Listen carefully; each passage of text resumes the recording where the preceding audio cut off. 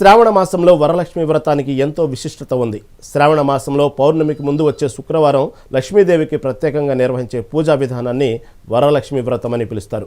August 8వ తేదీన వరలక్ష్మి వ్రతం జరుపుకొనున్నారు. ప్రముఖ ఆలయాల్లో కూడా ఆ రోజున సామూహిక వరలక్ష్మి వ్రతం వేడుకలను ఘనంగా నిర్వహిస్తారు. అయితే తాజాగా టీటీడీ కూడా తిరుచనూరులోని శ్రీ పద్మావతి అమ్మవారి ఆలయంలో వరలక్ష్మి వ్రతాన్ని ఘనంగా నిర్వహించనున్నట్లుగా తెలిపింది.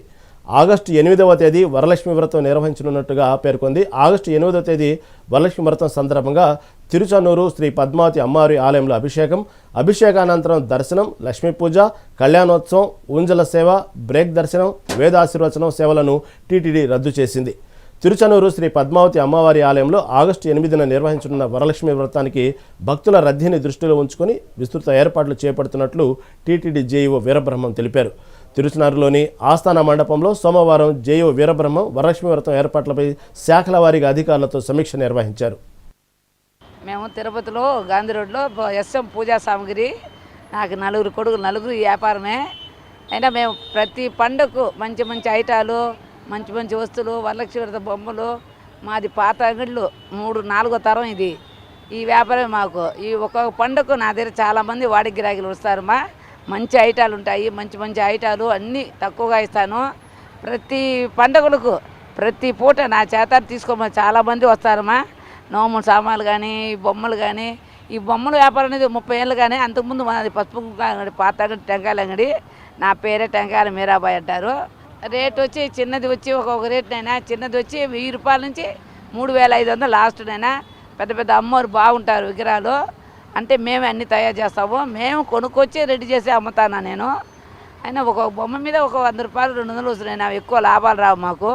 పోన రాన ఖర్చులంతా కూడా రావు. అయినా వ్యాపారం వదులుకోకూడదని వ్యాపారం చేస్తాడు నేను.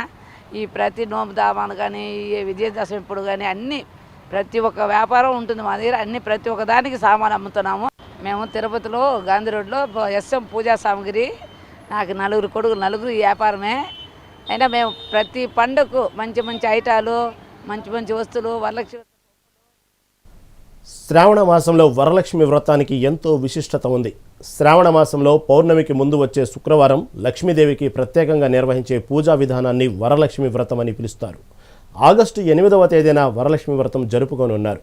ప్రముఖ ఆలయాల్లో కూడా ఆ రోజున సామూహిక వరలక్ష్మి వ్రతం వేడుకలను ఘనంగా నిర్వహిస్తారు.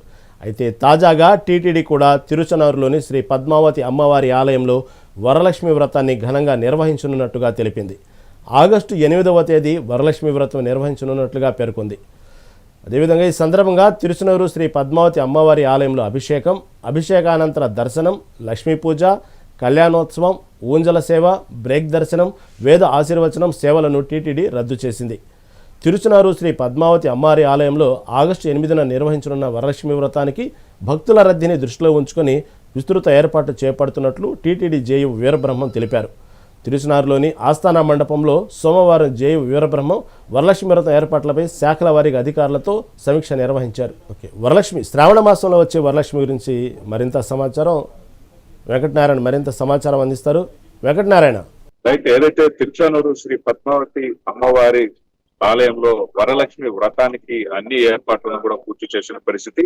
శుక్రవారం అంటే రేపు వరలక్ష్మి వ్రతం జరగనుంది. ఈ వరలక్ష్మి వ్రతానికి టిటిడి అధికారులు విస్తృత ఏర్పాట్లు అయితే చేసిన పరిస్థితి. వరలక్ష్మి వ్రతం ఎన్ని గంటలకు ప్రారంభమవుతుంది, రేపు ఆలయంలో ఎలాంటి కార్యక్రమాలు ఉంటాయనడానికి మనతో పాటు ఆలయ ప్రధాన అర్చకులు బాబు స్వామి గారు ఉన్నారు. వారిని అడిగి మరిన్ని విషయాలు తెలుసుకున్నాం. స్వామి చెప్పండి, ఏదైతే వరలక్ష్మి వ్రతానికి శ్రీ పద్మావతి అమ్మవారి ఆలయంలో ఎలాంటి ఏర్పాట్లు చేశారు, ఎలా వరలక్ష్మి వ్రతం జరగబోతుంది, దాని ప్రాసెస్. ఓం శ్రీ పద్మావతి దేవికి నమః. పద్మప్రియే పద్మిని పద్మహస్తే పద్మాలయే పద్మదలాయతాక్షి విశ్వప్రియే విశ్వమనోనుకూలే తత్వాద పద్మం మహి సన్నిధత్త.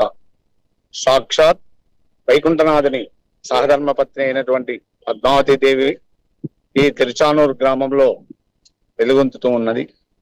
ఆ అమ్మవారికి ప్రతి సంవత్సరము పౌర్ణమికి ముద్దుగా వచ్చేటటువంటి శుక్రవారం నాడు ఈ వరలక్ష్మి వ్రతం చేయటం అనవాయితీగా వస్తున్నది విదితమే. అదే విధముగా ఈ సంవత్సరం కూడా చాలా విశేషముగా అమ్మవారి నక్షత్రమైనటువంటి ఉత్తరాషాఢ నక్షత్రంతో కూడినటువంటి వరమహాలక్ష్మి శుక్రవారం నాడు వచ్చినది. చాలా విశేషమైనటువంటి శుభదినం ఈరోజు. కాబట్టి భక్తులందరూ కూడా ఈ రోజు సుప్రభాత సేవతో అమ్మవారిని మేలుకొల్పి అభిషేకాదులను వచ్చి మూలస్థానంకు ఉత్సవాలకు అభిషేకాలను వచ్చి మూలస్థానములకు విశేషముగా ఈ రోజు వరమలక్ష్మి సందర్భముగా బంగారు చీరను ధరింపజేసి తదుపరి ఉత్సవాలను అమ్మవారికి సకల అలంకార శోభితరాలై ఆస్థాన మంటపమునకు ఎంచేది. అమ్మవారు 10 గంటల ప్రాంతములో ఈ వరమలక్ష్మి యొక్క వ్రతము ప్రారంభమగును. 10 గంటల నుంచి 12 గంటల వరకు వరలక్ష్మి వ్రతము పాంచరాత్ర ఆగమ సారముగా చేయుదురు.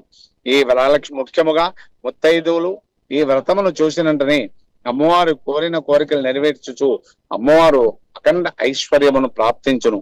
మరియు సాయంకాలమునందు అమ్మవారికి అసుర సంధ్య వేళ విశేషముగా స్వర్ణరథం ఊరేగింపు జరుగును. ఈ స్వర్ణరథములు చూసినటువంటి వారికి చూడనటువంటి వారికి కూడా లేశమాత్రమని అమ్మవారిని స్మరించిన అమ్మవారు విశేషమైనటువంటి అనుభూతులు అవునా మరియు మన తిరుమల దేవస్థానం వారు వచ్చినటువంటి భక్తులందరికీ కూడా సకలమైనటువంటి ప్రతి ఒక్కరికి భక్తులకు దర్శనానికి అనువైనటువంటి విధముగా తీర్థప్రసాద వినియోగము దర్శన మార్గము కల్పించుచున్నారు. కావున ప్రతి ఒక్క భక్తులు కూడా ఈ యొక్క తిరుచానూరు గ్రామంలో అమ్మవారిని చూసి ధరించి అమ్మవారి యొక్క కృపకు పాత్రలు కండి. ఓం శ్రీ పద్మావతి దేవి నమః.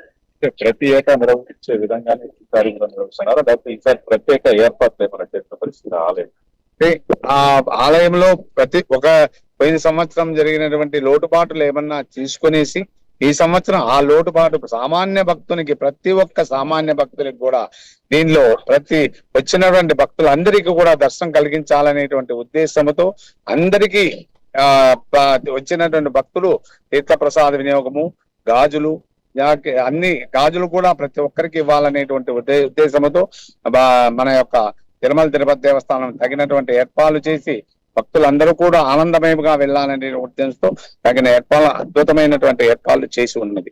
ఎటువంటి సేవలు ఉదయం కూడా అభిషేకము, తదుపరి అమ్మవారికి కళ్యాణోత్సవము మరియు లక్ష్మీ పూజ, సాయంకాలం ఊంజల్ సేవ, తదుపరి ఆద్య సేవలన్నీ కూడా రద్దు చేయడమైనది.